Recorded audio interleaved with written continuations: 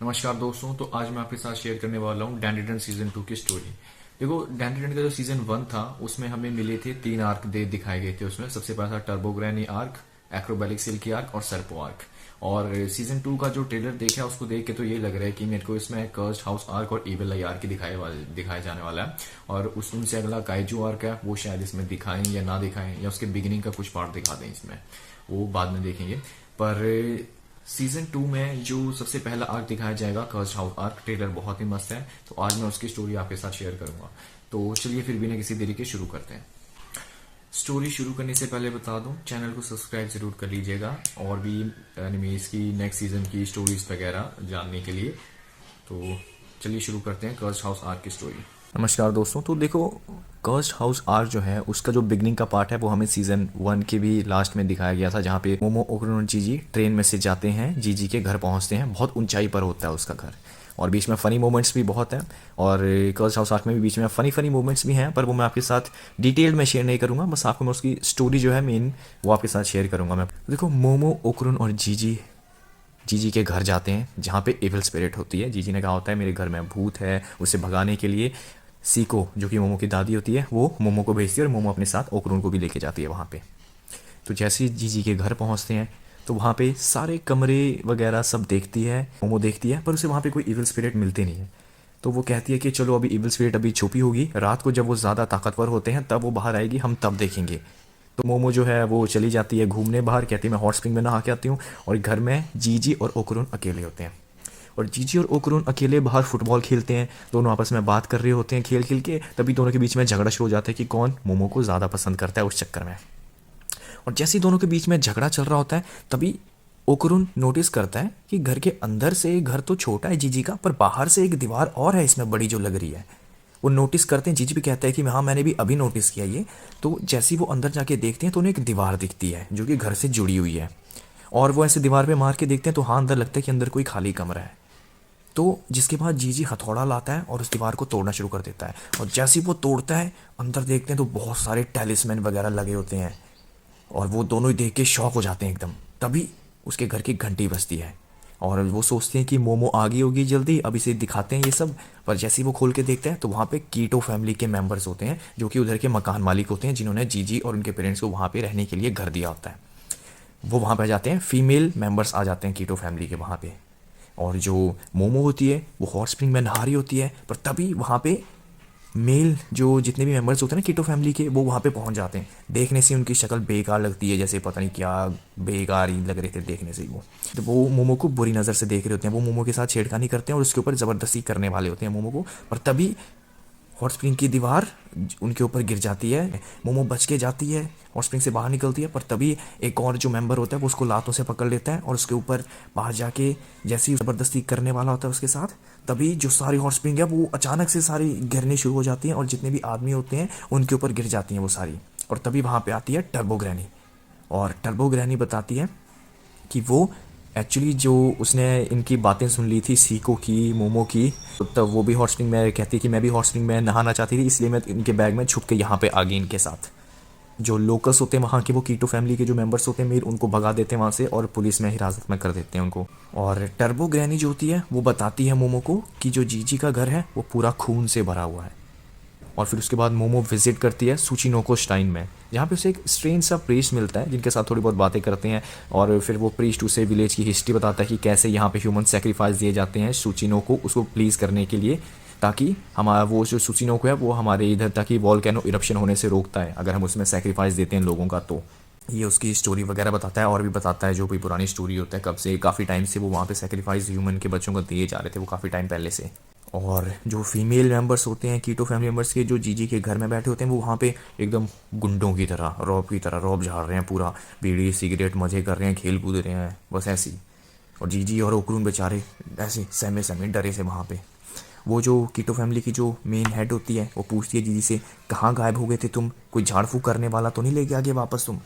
और पर वो कहते हैं नहीं नहीं, ये मेरा दोस्त है, बस यही आया है मेरे साथ। पर तभी वहाँ पे मेल कीटो फैमिली के मेंबर्स भी आ जाते हैं जिन्होंने मोमो को छेड़ा होता है, और जो जो पुलिस वाला जिसने उन्हें गिरफ्तार किया होता है वो एक्चुअली इन्हीं से मिला होता है, और वो इन्हीं को फिर इनके साथ आके इन्हें छोड़ देता है यहाँ पे। तभी बातचीत कर रहे होते हैं ये सारे ही जीजी और ओकुरुन से, और वो पूछती हैं कि ओकरुन तुम्हारे साथ एक लड़की भी थी, वो नहीं आई, वो कहाँ पे है? तो वो कहता है नहीं नहीं, मैं और ओकरुन बस यही हैं।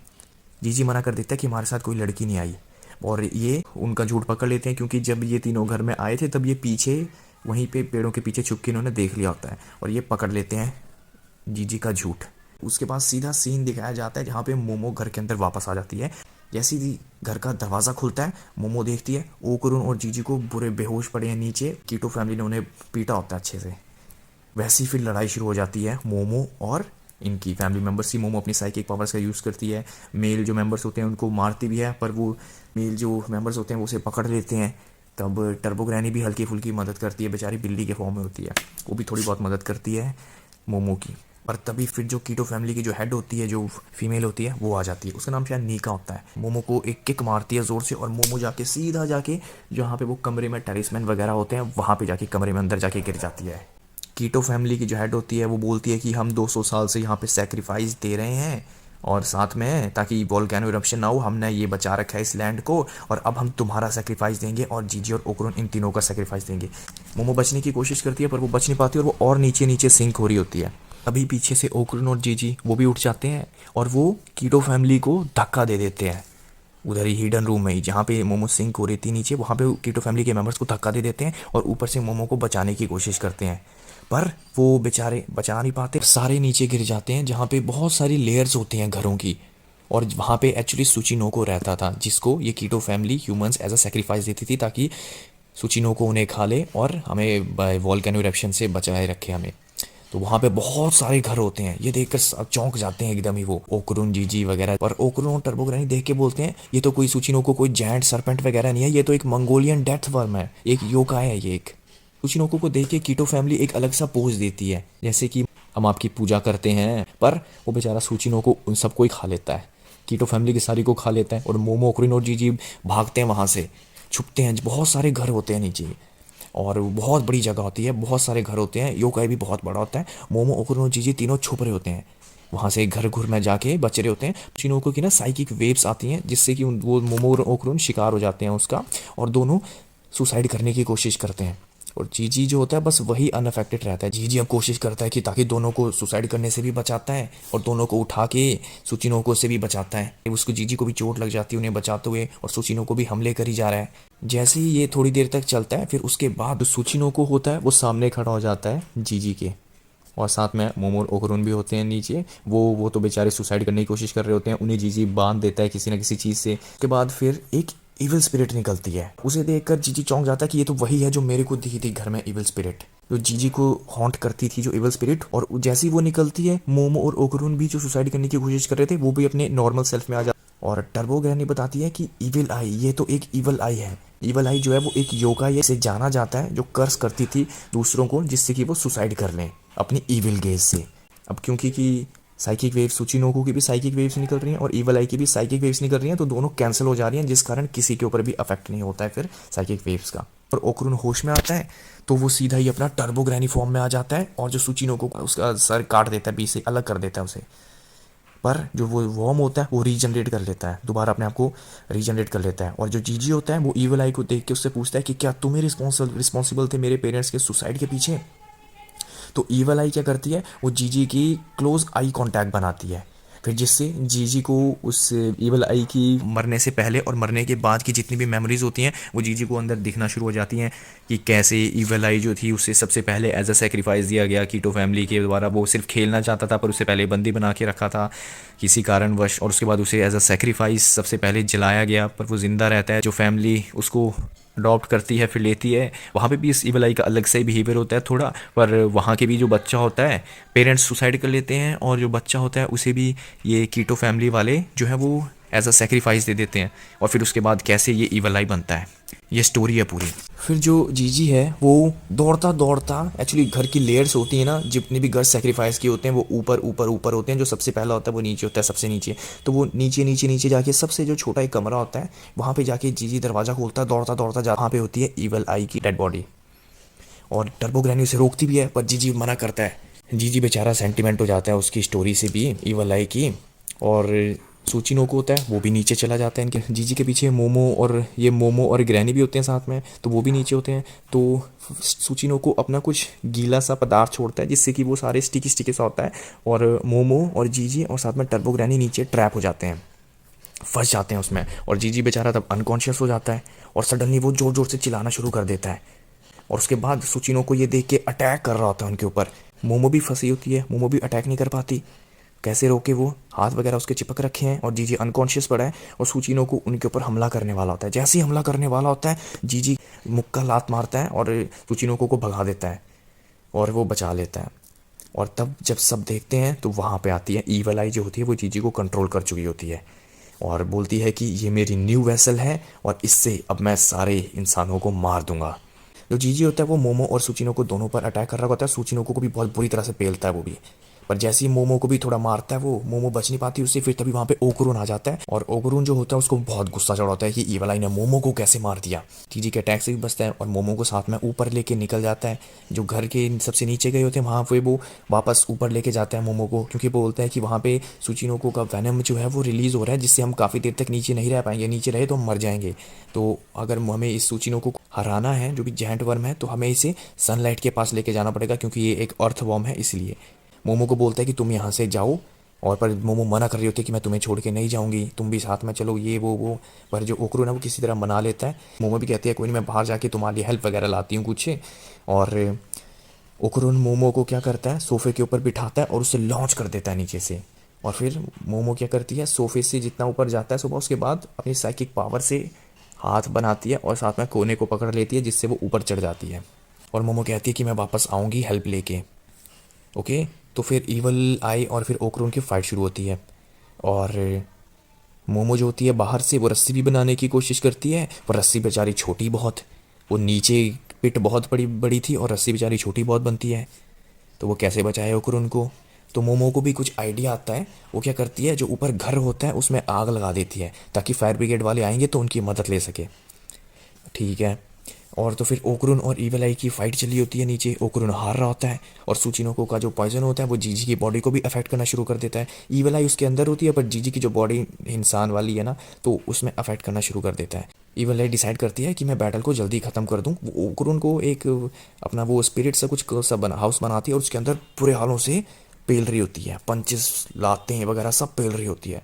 और वो ईवल आई कहती है तुम्हारे बाद अगला नंबर मोमो का। जैसे ही मोमो को कहती है ओकुरुन के गुस्सा चढ़ जाता है और वो एकदम मुंह पकड़ लेता है ईवल आई का और स्क्वाट की तरह पोजीशन में बैठता है और एकदम फोर्स से पंचेस मारना शुरू कर देता है जोर जोर से ईवल आई को। और लास्ट में इतना जोर का पंच मारता है कि ईवल आई अनकॉन्शियस हो जाती है और उड़ती उड़ती उस घर को टूटती टूटती बाहर गिर जाती है बेहोश। अब ओकुरुन भी थक गया होता है, वो जीजी की बॉडी को लेके बाहर निकल रहा होता है, पर तभी वो सुनता है टर्बो ग्रैनी भी चिल्ला रही है। टर्बो ग्रैनी के चिल्लाने की आवाज़ आ रही है। फिर जहाँ से टर्बो ग्रैनी की आवाज़ आ रही थी वहाँ पे जाता है और ओकुरुन उसको बचाने के लिए जाता है, पर बेचारा खुद ही फंस जाता है उसी के सब्सटेंस में। और वो टर्बो ग्रैनी वाले फॉर्म में भी नहीं आ पाता क्योंकि वो उसका इस्तेमाल कर चुका है, एक दो बार ही कर सकता था। बेचारे दोनों फिर मोमो मोमो मोमो चिल्ला रहे होते हैं हेल्प के लिए। और ऊपर जहाँ पे मोमो ने आग लगाई होती है घर में, वहाँ पे फायर डिपार्टमेंट आ जाती है। वो आग बुझाने की कोशिश करती है और जो पुलिस होती है वो मोमो को गिरफ्तार कर लेती है कि तुमने आग लगाई है ये वो इसी कारण से। पर जैसे वो मोमो को गिरफ्तार करके लेके जा रही होती है, जो गिरफ्तार करता है पुलिस वाला वो भी कीटो फैमिली से ही मिला होता है। और तो तभी वहाँ पे बहुत ज़ोर से ग्राउंड जो है वो शेक हिलना शुरू कर देती है ज़मीन सारी, क्योंकि पानी नीचे भरना भी शुरू हो जाता है। तो जो सुचिनो को होता है उसको नीचे सांस नहीं आती तो वो ऊपर आ जाता है, अपनी लेयर जो होती है नीचे बहुत बड़ी पिट होती है उसमें से निकल के बाहर आ जाता है वो, जिसे देख के हर कोई डर जाता है, जितने भी लोग होते हैं बाहर ऊपर, और हर कोई डर के मारे भागना शुरू कर देता है। और बाहर सन होता है जिससे अर्थवॉर्म की स्किन ड्राई हो जाती है, तो इसीलिए वो जिंदा नहीं रह पाते बाहर, तो इसलिए वो घर के पीछे छुप जाता है सुचिनो को। पर तभी जो मोमो होती है वो एक जो फायर ब्रिगेड की गाड़ी होती है वही उठा के घर पे फेंकती है अपनी साइकिक पावर से और घर को तबाह कर देती है। इस कारण जो होता है वो सुचिनो को जो होता है वो उसके ऊपर सीधा सनलाइट पड़ती है उसके ऊपर सीधा, और जिस कारण से वो वहीं पे मर जाता है। फिर मोमो उसके पास जाके हिला के देखती है उसे कि सच में मर गया कि जिंदा भी है। तो वो जैसे ही वो थोड़ा सा हिलता है और मर चुका होता है, बस मुंह से उसके वॉमिट निकलती है और जिसमें से निकलती है कीटो फैमिली के मेंबर जिनको सबसे पहले खा लिया होता है वॉर्म ने। और मोमो देख के शॉक हो जाती है कि ये अभी भी सारे जिंदा हैं ये लोग, और जो head of the keto family है वो मोमो को ब्लेम करती है कि तुमने सूचिनोको को मार दिया, अब वोल्केनो इरप्शन होगी ये सब और तुम जिम्मेदार होगी इसकी। सूचिनोको को हम एज अ सेक्रीफाइस देते थे, ये करते थे, वो जितना भी लेजेंड होते हैं पुराने वो सब बोलना शुरू करती है। पर मोमो मोमो बताती है कि ये असली मीनिंग नहीं है इसका। और जो मोमो कहती है कि लैंड को तबाह हो गया तो मैं इसका ब्लेम नहीं लूँगी। तो मोमो सूचिनोको का एक एंड अपने साइकिक पावर से उठा के दौड़े दौड़े चल पड़ती है, आगे आगे दौड़ रही है, पीछे पीछे कीटो फैमिली के मेंबर्स उसके पीछे पीछे दौड़े दौड़े आए जा रहे हैं, दौड़े दौड़े आ रहे हैं, चिल्ला रहे हैं उस पर कि तुम कहाँ हमारी इसकी से शर्मनाक तरीके से लेके जा रही हो, इसकी हम पूजा करते हैं सरपेंट की, ये सब। वो मोमो लेके जाती है उसे और जो हॉट स्प्रिंग होती है उसमें गाड़ देती है। तो एक एंड जो वॉर्म का होता है वो चला जाता है हॉट स्प्रिंग में जिधर से पानी आता है, और दूसरे एंड से जो है पानी निकलता है। तो वो एक लंबी पाइप की तरह काम करता है सूचिनोको की बॉडी। पानी सूचिनोको के अंदर से जाके उसके म्यूकस से होते हुए जब उसके मुंह से निकल रहा था तो वो पानी इस तरह के फॉर्म में निकल रहा था जिससे मैग्मा भी ठंडा हो जा रहा था। आग बहुत ज़्यादा लगी होती है, पर सूचिनोको की बॉडी का इस्तेमाल करके जिस तरह से वो इस्तेमाल करती है मोमो, तो वो आसानी से मैग्मा जो है उसको भी ठंडा कर दे रही थी। तो वोल्केनो इरप्शन का भी खतरा जो है उससे भी डील आसानी से कर दे रही थी मोमो, पानी फेंक के जिस तरह से, और वो मैग्मा भी कूल डाउन हो जा रहा था।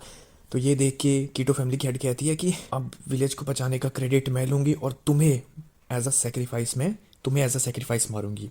और वो मोमो पर हमला करना शुरू कर देती है, पर वो और उसके साथ में उसके फैमिली मेम्बर्स, कीटो फैमिली मेम्बर्स। पर तभी मांजिरो जो कि प्रीस्ट था, जिसने मोमो को ये स्टोरी सुनाई थी, ये सूचिनोको का लेजेंड वगैरह वो सब वाली सेक्रीफाइस के बारे में बताया था पहले, वो आ जाता है और वो मोमो को बचा देता है, वो मोमो की मदद करता है। और फिर वो मांजिरो कीटो फैमिली से लड़ना शुरू कर देता है और मोमो उस सूचिनोको को अपनी साइकिक पावर से उठा के पानी फेंक रही होती है इधर उधर, वह मैग्मा को कूल डाउन करने के लिए। तभी वहाँ पे ईवल आई भी आ जाता है, और ईवल आई है वो हर किसी पर अटैक कर देता है, किसी ऊपर, कीटो फैमिली के ऊपर भी और मोमो के ऊपर भी, मांजिरो सबके ऊपर अटैक कर देता है। फिर उन तीनों की लड़ाई शुरू हो जाती है ईवल आई से। ईवल आई अकेला ही बहुत खतरनाक होता है, वो इन सबकी लेनी देनी फेर रहा होता है। मोमो पर हमला करने वाला होता है ईवल आई, पर तभी पीछे से कौन आता है, कापा, जिसको आपने फर्स्ट सीजन में देखा था, जो कि मोमो के यहाँ से गाय लेकर गया था अपने बच्चे के लिए, वो आता है, उसकी एंट्री होती है। और जैसी उसकी एंट्री होती है फिर पीछे से देखते हैं कि उसकी शिप जिसमें से टारो, उसकी भी एंट्री, उसके ऊपर सीको है, चढ़ के नीचे उतरती है शिप से, उसकी भी एंट्री होती है। फिर फाइट शुरू हो जाती है इनके बीच में। सीको बढ़िया फाइटर होती है काफ़ी ज़्यादा, और उसकी फाइट शुरू हो जाती है ईवल आई के साथ। जो टारो होता है वो एक्चुअली जो होता है उसको एज अ सील की तरह यूज़ करते हैं, और वो ईवल आई को अपने अंदर कैप्चर कर लेता है। जैसे ही ईवल आई को सील कर लेते हैं तो सीको कहती है कि चलो अब यहाँ से निकलते हैं। पर जो मोमो होती है उसे भी ध्यान होता है कि ओकुरुन वो कहाँ है, वो तो उधर ही पिट में अभी भी, उसे उसे बचाना है। तो वो चिकिटा को बोलती है कि तुम अपनी शिप लेके चलो और साथ में, और जहाँ पे ये जो पिट होती है जहाँ पे ये सबसे पहले गिरे होते हैं सूचिनेको के घर में, लेयर्स होती हैं जहाँ पे घर की, वहाँ पे लेके जाते हैं उस शिप को। पर लेकिन जब देखते हैं तो वो तो पूरी मैग्मा से भरी होती है। वॉल्केनो इरप्शन के बाद वहाँ पे मैग्मा घुस गया होता है, वो सारी लावा से भरी होती है। और मोमो वो बहुत सारा टेंशन में आ जाती है। और जो यूएफओ होता है उसके अंदर जो कापा का बेटा चिकिता, वो जो चला रहा होता है शिप, वो अपनी शिप की मदद से एक लार्ज चंक ऑफ मैग्मा निकालता है उस पिट में से, और मोमो से अपनी जान लगा के देखती है कि ओकुरुन जिंदा भी है कि नहीं। वो उसे खोलना चाहती है, उसे बहुत तेज़ी से जब खोलती है, गरम गरम ही खोलती है वो एकदम, और देखती है अंदर ओकुरुन और टर्बो ग्रैनी दोनों होते हैं और दोनों जिंदा होते हैं, पर हालत टाइट हो रखी होती है उनके अंदर। वो बच इसलिए गए होते हैं क्योंकि जो स्टिकी फ्लैगम जो होता है सूचिनोको का, जिसके अंदर चिपक गए होते हैं, वो एक्चुअली उनको लावा से भी बचाता है। फिर उसके बाद ओकुरुन बाहर निकलता है और थोड़ा रोमांटिक सा सीन चलता है। वो फिसलता है बेचारा, गलती से गिर जाता है और मोमो के गले पड़ जाता है सीधा ही, और सॉरी सॉरी कहता है, पर मोमो कहते हैं कोई बात नहीं। मोमो खुश हो जाती है उसे देख के भी। मोमो थोड़ा सा रोमांटिक सीन है बस दोनों का। और उसके बाद फिर जो सब चल पड़ते हैं चिकिता की शिप में, सब आ जाते हैं वापस कहाँ पे, मोमोयासे के घर। आयासे रेजिडेंस में पहुंचने के बाद सीको, मोमो और मांजिरो, और वो तीनों आयासे रेजिडेंस में ईवल आई को एक्सरसाइज करने की कोशिश करते हैं, पर वो बहुत ज़्यादा शक्तिशाली होती है, उसे हरा भी नहीं पाते ये बेचारे। फिर उसके बाद ये खाना खुना खा रहे होते हैं बस इकट्ठे बैठ के टेबल पर। वहाँ पे आयरा भी पहुँच जाती है, जो इनकी एक और क्लासमेट होती है, जो कुरुन को पसंद करती है। और वो पूछती है डोकापा से, डोवर डीमन, कि तुम यहाँ पे क्या करने आए हो, तुम्हें बोला था ना कि यहाँ पे दोबारा मत आना। तो वो बोलता है कि नहीं, काऊ हम लेके गए थे और वो दूध नहीं दे रही वहाँ पे, और मेरे बेटे को लगातार दूध चाहिए ज़िंदा रहने के लिए। तो हमने सोचा कि अब से हम पृथ्वी में ही रहेंगे ताकि हमें कॉन्स्टेंटली लगातार मिलता रहे ये सब। और ये टेबल पर वही हंसी मजाक कॉमेडी वगैरह सब बातें चल रही होती हैं। और जो टारो जो होता है, जिसके अंदर ईवल आई कैद की होती है, और उस टारो जो होता है उसको भी भूख लगती है, वो गरम गरम ओडन खा लेता है, ओडन। और तभी अंदर से जोर से चिल्लाने की आवाज़ आती है जीजी की, और वो सारे चौंक जाते हैं। और जैसे ही टारो का मुंह खोलते हैं तो देखते हैं कि अंदर जीजी होता है। ईवल आई जो है वो चली गई होती है, मतलब ईवल आई जो है वो दब जाती है और जीजी बाहर आ जाता है, जीजी कॉन्शियस हो जाता है। पर तभी सीको क्या करती है, ठंडा पानी लेती है और फेंक देती है उसके मुंह पर, जीजी के मुंह पर। तो देखती है कि ईवल आई फिर से वापस आ जाती है, फिर से काबू कर लेती है जीजी की बॉडी पर। और जैसे ही वो हॉट वाटर फेंकते हैं फिर से जीजी वापस आ जाता है। तो उन्हें ये पता चलता है कि हाँ, ये कर्स जो है अभी एक्टिव हो जाता है कोल्ड वाटर से और टूट जाता है हॉट वाटर से। तो अभी भी जीजी भी जो है ना वो पूरे कंट्रोल में नहीं है, तो उन्हें वो सावधानी बरतनी पड़ती है कि जीजी के साथ जब भी बेके, ताकि इसके ऊपर ठंडा पानी ना फेंक दे कोई गलती से भी। हर कोई अपने पास गर्म पानी के थर्मस वगैरह रखता है। और फिर अगले दिन सीको जो होती है वो जीजी को लेके जाती है, उसके पेरेंट्स से मिलाती है। और गाड़ी में जाते हैं, वहाँ पे भी ओकुरिन और इसका थोड़ा रोमांटिक सीन होता है, ओकुरिन और मोमो का। और हॉस्पिटल में अपने डैडी से मिलके बहुत बेचारा इमोशनल हो जाता है, एकदम रोने लग पड़ता है। उसके बाद दिखाते हैं कि जो कीटो फैमिली मेम्बर्स हैं उनके साथ क्या हुआ। देखो, सारे फैमिली मेम्बर्स को पुलिस जो है वो अरेस्ट कर लेती है, उन्हें पता चल जाता है कि इन्होंने कैसे एज अ सेक्रीफाइस क्या क्या बुरे काम किए हैं, वो सब पता चल जाता है। सबको अरेस्ट कर लेती हैं। और जो कीटो फैमिली की हेड होती है, इसका नाम नाकी कीटो होता है, वो भाग जाती है और जंगलों में चली जाती है, पुलिस उसे ढूंढ रही होती है। और जो तब पता चलता है कि जो ये नाकी कीटो है वो अपने असली रूप में आती है, कहती है कि मोमो मैं तुम्हें नहीं छोड़ूंगी। वो भी एक्चुअली 200 साल से ज़िंदा होती है वो। और उसके फैमिली मेम्बर वो सारे सब टेरेनियन होते हैं, वो भी एक योकाई होते हैं। और वो अपना असली रूप दिखाते हैं और कहती है नहीं छोड़ूंगी मोमो मैं तुम्हारे को। और उसी के साथ गर्ल्स हाउस आर्क जो है वो ख़त्म हो जाता है।